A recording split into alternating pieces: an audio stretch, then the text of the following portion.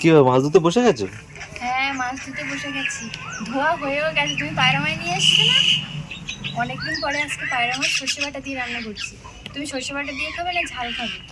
ওই যা একটা করো। তো বন্ধুরা, তোমরা ভিডিওটা দেখতে থাকো। আজকে আমি নদীর পায়রা মাছ এই প্রথমবার সর্ষে বাটা দিয়ে রান্না করছি। তোমরা ভিডিওটা দেখতে একদমই মিস করো না। আশা করবো ভিডিও ভালো লাগবে, আর এইভাবে তোমরাও বাড়িতে বানিও। আমি কিন্তু আজকে ফার্স্ট রান্না করে খেয়েই তবে বলবো কেমন হয়েছে স্বাদটা। তোমরা ভিডিওটা দেখতে থাকো। এই যে দেখো পায়রা মাছ, নদীর পায়রা মাছ, তোমরা দেখেই বুঝতে পারছো, বা অনেকেই কিন্তু খেয়েছো মাছটা। এই যে দেখো অনেকটা বড় রয়েছে। তোমাদের দাদাভাই 4 পিস নিয়ে এসেছিলো, তো 2 পিস আমি রেখে দিয়েছি, আর এই 2 পিস ধুচ্ছি। তো প্রায় ধোয়া হয়ে গেছে। আজ কেটে খুব ভালোভাবে পরিষ্কার করে নিয়ে এসেছি। আমি শুধু খালি বাড়িতে ধুয়ে নিচ্ছি। এখানে আমি সর্ষে আর কাঁচা লঙ্কা নিয়ে নিয়েছি, ভালোভাবে ধুয়ে নিচ্ছি। তোমরা যদি চাও এই সর্ষের সাথে সাদা সর্ষে আর পোস্ত বেটে একসাথে করে দিতে পারো। আমি আজকে শুধু এই কালো সর্ষেটা দিয়েই রান্নাটা করব। খুব ভালোভাবে ধুয়ে নেব। শিল ধুয়ে পরিষ্কার করে নিলাম। সর্ষে আর কাঁচা লঙ্কা ধুয়ে নিয়েছি, দিয়ে দেবো শিলের মধ্যে। সামান্য পরিমাণে একটু লবণও দিয়ে দেব। এবারে সব কিছু একসাথে বেটে নেব।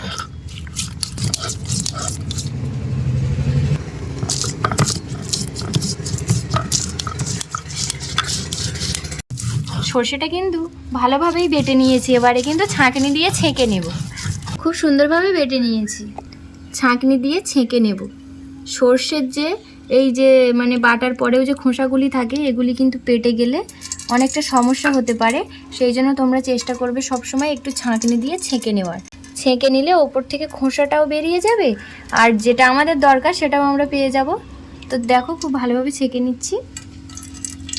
এখানে আমি মাছের মধ্যে দিয়ে দেব লবণ, হলুদ আর সামান্য পরিমাণে একটু লঙ্কা গুঁড়ো। আর মাছগুলি তো বড় রয়েছে, আমি একটু মানে কেটে নিয়েছি যাতে মশলাটা খুব ভালোভাবে ঢুকে যায়। তো চলো মাছ খুব সুন্দরভাবে আমি মাখিয়ে নিচ্ছি। এখানে কড়াই বসিয়ে কড়াই গরম করে কড়াইয়ের মধ্যে সর্ষের তেল দিয়ে তেলটাও একটু গরম করে নেব। তেল খুব ভালোভাবেই গরম করে নিয়েছি, মাছ ভেজে নেব।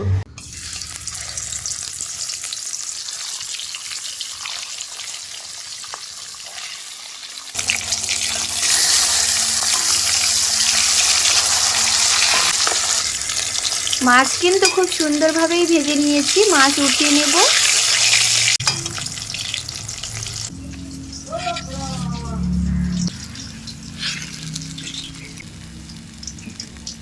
আজকের এই সর্ষে বাটায় আমি কোনো রকম কালো জিরে ব্যবহার করব না। দিয়ে দেব একটা কাঁচা লঙ্কা, দিয়ে দেব কেটে রাখা টমেটো,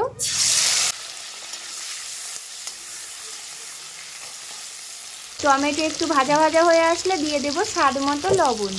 লবণ কিন্তু অল্প দিয়েছি, কেননা সর্ষে বাটা আমি লবণ দিয়েই সর্ষেটা বেটেছি। দিয়ে দেব পরিমাণ মতো হলুদ। মশলাটা আরও একটু কষে নেব। মশলাটা খুব সুন্দরভাবে কষে নিয়েছি, আর মশলাটা কষা হয়ে আসলে এবারে আমি দিয়ে দেব ভেজে রাখা মাছ।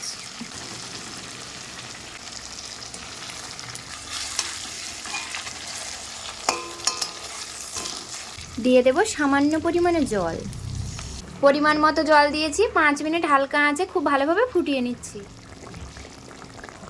খুব সুন্দরভাবে 5 মিনিট ফুটিয়ে নিলাম। দিয়ে দেব সর্ষে বাটা, দিয়ে দেব ধনেপাতা কুচি। 1 মিনিট ভালোভাবে ফুটিয়ে নেব।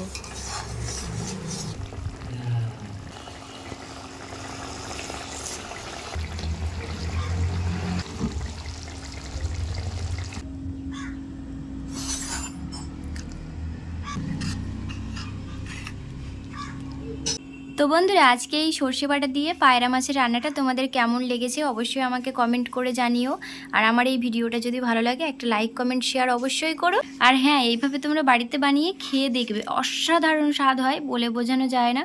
তো চলো আজকে ভিডিওটা এই পর্যন্ত। আর এইভাবে বানাতে বাড়িতে একদমই কিন্তু ভুলো না, অসাধারণ স্বাদ হয়েছে। তোমরা দেখেই বুঝতে পারছো কত সুন্দর দেখতে লাগছে না, খেতেও অসাধারণ হয়েছে।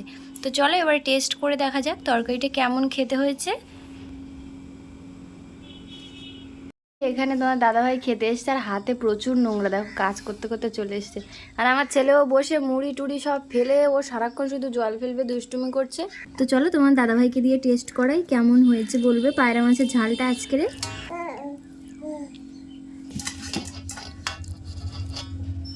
খেয়ে বলো তো পায়রা মাছের ঝালটা কেমন হয়েছে।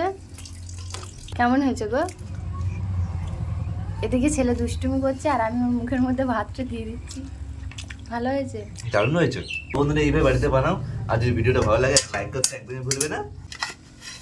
আজকে ভিডিওটা এখানে শেষ করছি। টাটা।